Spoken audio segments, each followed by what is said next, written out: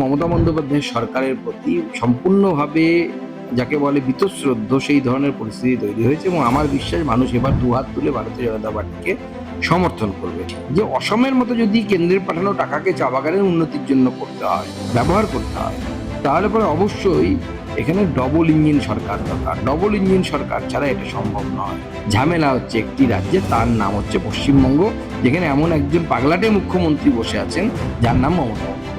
আমরা সবাই মিলে চেষ্টা করছি যাতে শুভেন্দুদা জেতেন এবং মমতা বন্দ্যোপাধ্যায় পরাজিত হয়। নমস্কার, জজবাত 24 বাংলায় আপনাদের স্বাগত। আপনাদের সঙ্গে আছি আমি মধুমিতা। দেখুন, 26-এর নির্বাচন কিন্তু একেবারে দোরগোড়ায়। তবে 2011-র নির্বাচনের সঙ্গে কিন্তু অনেকেই তুলনা করছে এই 26-এর নির্বাচন, যে নির্বাচনে 34 বছরের বাম জামানার অবসান ঘটিয়ে রাজ্যে সরকার গঠন করেছিল তৃণমূল কংগ্রেস। আর এবার যেখানে 15 বছরের উন্নয়নের প্রাচালি প্রকাশ করছে তৃণমূল, সেখানে অনুন্নয়নের খতিয়ানকে সামনে রেখে বাংলায় পরিবর্তনের ডাক দিয়েছে বিজেপি। তবে বাংলায় সরকার গঠন করতে, পরিবর্তন ঘটাতে কতটা প্রস্তুত বিজেপি, এই বিষয়ে আজ আমরা কথা বলবো বালুরঘাটের সাংসদ তথা কেন্দ্রীয় শিক্ষা প্রতিমন্ত্রী সুকান্ত মজুমদারের সঙ্গে। দাদা নমস্কার, কেমন আছে? নমস্কার, আমি সবসময় ভালো থাকি, আপনাদের আশীর্বাদে, ঈশ্বরের আশীর্বাদে ভালো আছে। দাদা, আপনার কাছে আমার প্রথম প্রশ্ন, যে আপনারা পরিবর্তনের ডাক দিয়েছেন, সেই জায়গায় দাঁড়িয়ে 2019-এর পর থেকে 2026 কতটা বাংলার মানুষের মনে বিজেপি জায়গা করতে পেরেছে এবং সেই নিরিখে কতটা পরিবর্তন সহজ হবে বলে মনে হচ্ছে? কোন বিশেষ স্ট্র্যাটেজি তার জন্য বিজেপিকে ফলো করতে হচ্ছে? দেখুন, 2021-এর যে নির্বাচন তার তুলনায় যদি আমরা 2026-এর নির্বাচনকে আলোচনা করি, 2021-এর তুলনায় বিজেপি এখন অনেক বেশি ম্যাচিওর।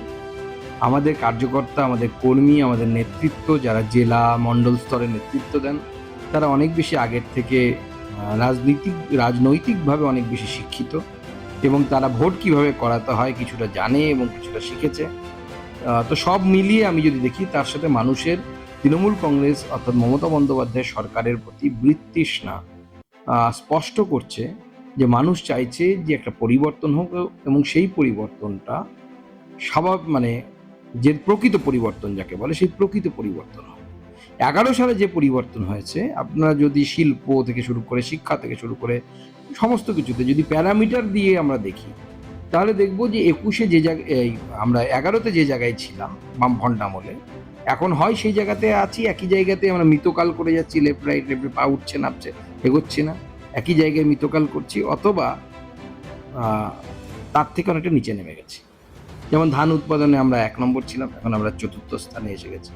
আমাদের ইকোনমি দিনকে দিন খারাপ হচ্ছে, ভারতবর্ষের জিডিপিতে আমাদের স্থান বা আমাদের অংশগ্রহণ একদম কমছে। সব মিলিয়ে আমরা যদি দেখি, হয় ওই জায়গাতেই আমরা স্থির হয়ে আছি, এক জায়গাতে লেফট রাইট করছি দাঁড়িয়ে দাঁড়িয়ে, আর অথবা সেই জায়গা থেকে নিচে নেমে গেছি, অর্থাৎ প্রকৃত পরিবর্তন হয় না। মানুষ প্রকৃত পরিবর্তন চাইছে এবং প্রকৃত পরিবর্তন হবে। দাদা, হাওড়া, হুগলি, কলকাতা, উত্তর এবং দক্ষিণ 24 পরগনা কার্যত তৃণমূল কংগ্রেসের দুর্ভেদ্য প্রাচীর, যেখানে আপনারা 100 আসনের লক্ষ্যে এগোচ্ছেন। সেই দুর্ভেদ্য প্রাচীরে থাবা বসানো বিজেপির জন্য কতটা সহজ হবে বলে মনে হয়? তার জন্য কি কোনো বিশেষ আলাদা করে ঘুঁটি সাজাতে হচ্ছে, বিশেষ কোনো ব্লুপ্রিন্ট তৈরি করতে হচ্ছে? দেখুন, আমাদের যেহেতু সাংগঠনিক দল, আমরা সাংগঠনিক দল হবার জন্য বিভিন্ন সাংগঠনিক পরিবর্তন এই এলাকায় করেছি। এই এলাকা, যে এলাকাটাকে আমরা অনেকে প্রেসিডেন্সি জোন বলি, মানে বৃহত্তর কলকাতা যাকে এক কথায় বলে, সেই এলাকায় আমরা ওয়ার্ড লেভেলে আমাদের কোনো সাংগঠনিক স্ট্রাকচার ছিল না আগে। আমাদের ছিল জেলা, মণ্ডল, তারপরে শক্তি কেন্দ্র এবং বুথ, এই স্ট্রাকচার ছিল। আমরা ওয়ার্ড লেভেলে স্ট্রাকচার নিয়ে এসেছি, সেখানে আমাদের নেতৃত্বকে দায়িত্ব দেওয়া হয়েছে এবং এই এলাকার অর্থাৎ এই বৃহত্তর কলকাতা, সেই এলাকার মানুষও এই মুহূর্তে মমতা বন্দ্যোপাধ্যায়ের সরকারের প্রতি সম্পূর্ণভাবে যাকে বলে বীতশ্রদ্ধ সেই ধরনের পরিস্থিতি তৈরি হয়েছে এবং আমার বিশ্বাস মানুষ এবার দুহাত তুলে ভারতীয় জনতা পার্টিকে সমর্থন করবে। এই এলাকার মধ্যে বেশ কিছু এলাকা আছে যে এলাকাগুলো ডেমোগ্রাফিক্যালি তৃণমূল কংগ্রেসের জন্য শক্তির জায়গা, কারণ মুসলিম ভোট বেশি, স্বাভাবিকভাবে বিজেপি সেখানে ভোট পায় না। সেই জন্য সেই জায়গাগুলোতে তৃণমূল কংগ্রেসের কিছুটা লাভ হবে, বাদবাকি জায়গাগুলোতে তৃণমূল কংগ্রেসের অবস্থা খুব একটা ভালো বলে আমার মনে হয়। দাদা, এই যে উত্তরবঙ্গ, যেখানে মূলত চা বলয় যে সমস্যা বা বন্ধ চটকল, কি ভাবছে উত্তরবঙ্গকে নিয়ে এই সমস্যাগুলোকে কি স্থায়ী সমাধান করতে পারবে বিজেপি সরকার গঠন করলে? বিজেপি সরকার গঠন করলে উত্তরবঙ্গের চা বাগানগুলোর জন্য বিশেষ করে প্যাকেজের ব্যবস্থা করবে। এই অলরেডি কেন্দ্র সরকার একটা বড় অ্যামাউন্ট আসাম এবং পশ্চিমবঙ্গের চা বাগানগুলোর জন্য একটা বড় অ্যামাউন্টের টাকা বাজেটে ধার্য করেছে। এই বাজেটে না, তার আগের বাজেটে।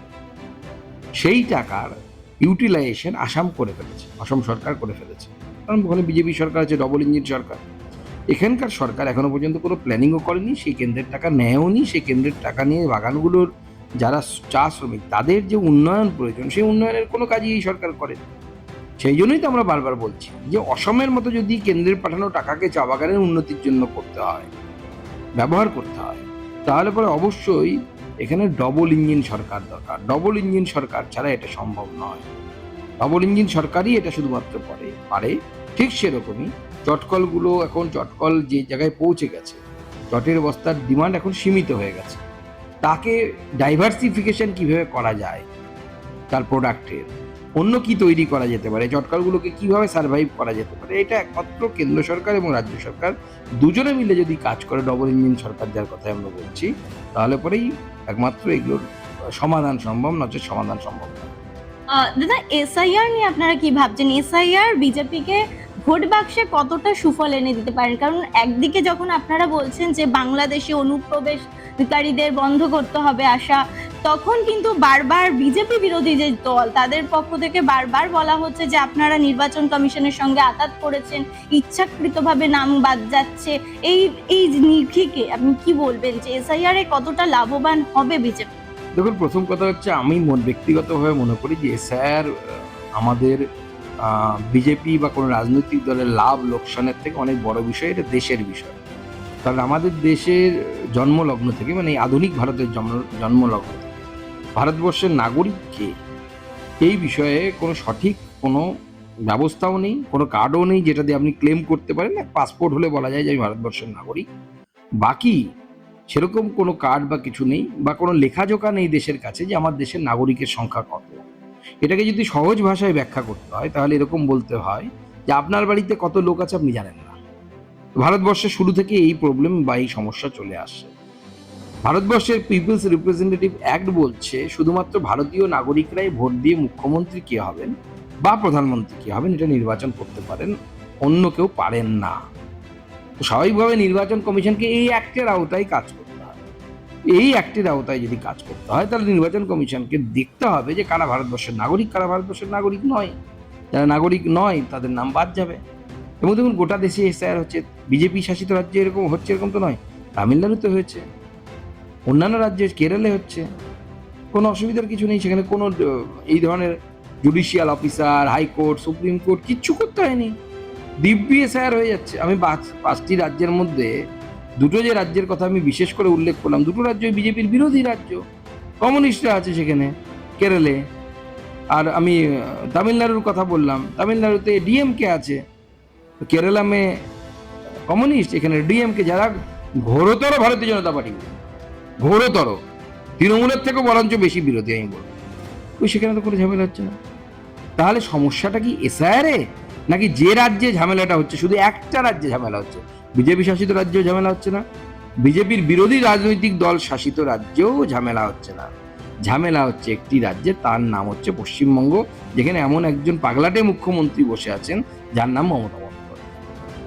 দাদা, আরজি করের ঘটনা যা পশ্চিমবঙ্গের রাজনীতিতে ঝড় তুলে দিয়েছিল, সেই আরজি করের অভয়ার মা রত্না দেবনাথ তিনি পানিহাটিতে বিজেপি প্রার্থী হয়েছেন, এবং তারপর থেকে কিন্তু দেখা যাচ্ছে বিভিন্ন জায়গা থেকে রাজনৈতিক বিতর্কেরও সূত্রপাত হয়েছে। কিন্তু পানিহাটিতে রত্না দেবনাথকে প্রার্থী করে বিজেপি কতটা ফায়দা হবে? দেখুন, ফায়দা বা লসের বিষয় নেই। ভদ্রমহিলা অনেক চিন্তা ভাবনা করার পর ঠিক করেছে, তার তো জীবনে সবই চলে গেছে, তার একমাত্র সন্তান, সে একমাত্র সন্তানকে সে হারিয়েছে, তার আর পাওয়ার কিছু নেই। তিনি মন্ত্রী হবেন না, শান্তি হবেন না, এমএলএ হবেন, তার কোনো যাই আসে না।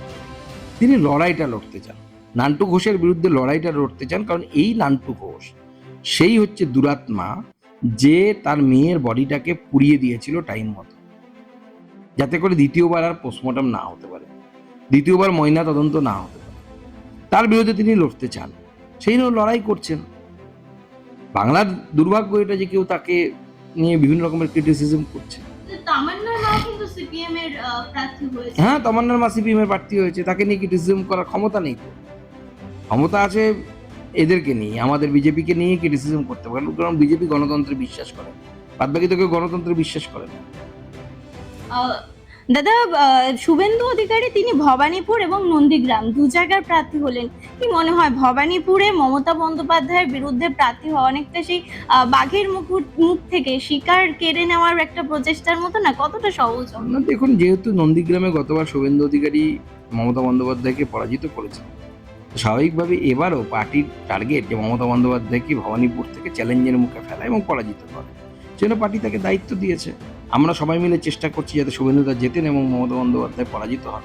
ইতিমধ্যেই তো মমতা বন্দ্যোপাধ্যায় প্রচার কাজ শুরু করে দিয়েছেন। মানে সহজ হবে কি মমতা বন্দ্যোপাধ্যায়ের ওই এলাকায় বিজেপির পতাকা প্রতিষ্ঠিত করা? দেখুন, রাজনীতিতে কোনো কিছুই সহজ বা কঠিন বলে কিছু হয় না, পরিশ্রমের মাধ্যমে সমস্ত কিছু ঠিক হয়। তো ওখানে শুভেন্দুদা যথেষ্ট পরিশ্রম করছেন। আমি আশাবাদী যে শুভেন্দু অধিকারী ওখানে জিতবেন এবং মমতা বন্দ্যোপাধ্যায় পরাজিত হবেন। আপনি কি প্রচারে যাবেন?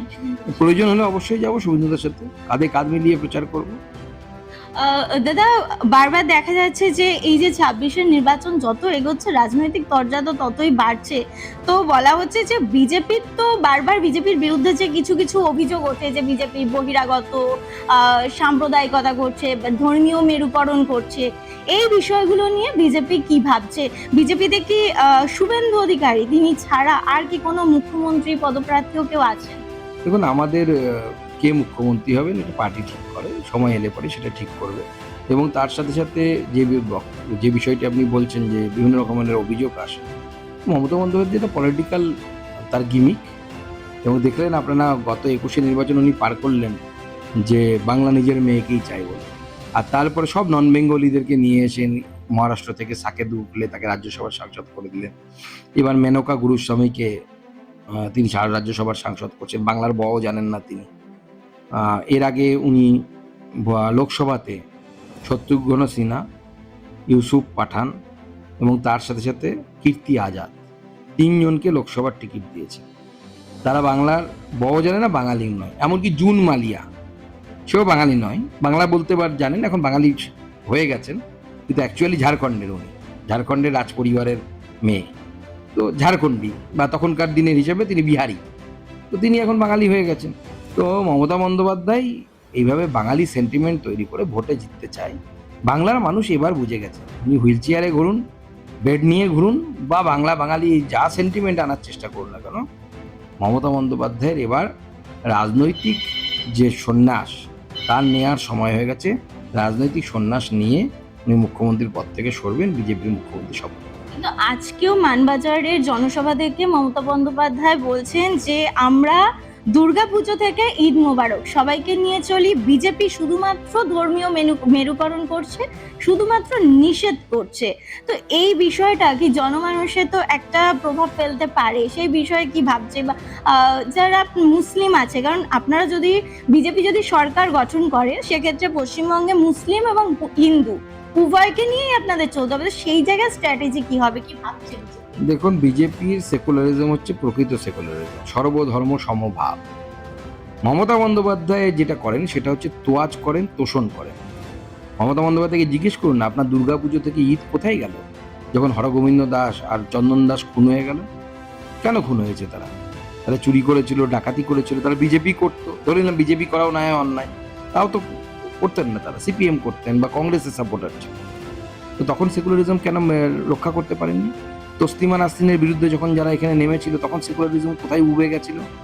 যখন এখানে ওয়াকফ আইনের বিরুদ্ধে হাজার হাজার মুসলিম এখানে নেমে ভ্যান্ডালিজম করলো, তখন আপনাদের সেকুলারিজম কোথায় গেছিল? মমতা বন্দ্যোপাধ্যায়ের সেকুলারিজম, ও সেকুলারিজম শুধুমাত্র হিন্দুর জন্য, আর অন্যদের জন্য সেকুলারিজম বলে কিছু নেই। দাদা, পশ্চিমবঙ্গে কি আদৌ দু দফায় অবাধ শান্তিপূর্ণ ভোট হওয়া সম্ভব, কি মনে করছেন? দেখুন, অবাধ নির্বাচন করানোর কাজ হচ্ছে নির্বাচন কমিশনের। নির্বাচন কমিশন যেভাবে অবাধ নির্বাচন করাতে পারবে সেভাবে। দাদাকে অসংখ্য ধন্যবাদ আমাদেরকে সময় দেওয়ার জন্য, কারণ বিধানসভা নির্বাচন একেবারে দোরগোড়া এবং এই মুহূর্তে কিন্তু রাজনৈতিক দলগুলির মধ্যে চলছে কার্যত যুদ্ধের আকারে যুদ্ধকালীন প্রস্তুতি পর্ব, এবং তারা কিন্তু প্রচার কার্যে যথেষ্ট ব্যস্ত। এবং সে জায়গায় দাঁড়িয়ে বারবার যে বঙ্গ বিজেপির পক্ষ থেকে যে রাজ্যে এবার নির্বাচনে পরিবর্তনের ডাক দেওয়া হয়েছে, সেই জায়গাতেও কিন্তু অনড় রয়েছেন মাননীয় সাংসদ তথা কেন্দ্রীয় শিক্ষা প্রতিমন্ত্রী সুকান্ত মজুমদার।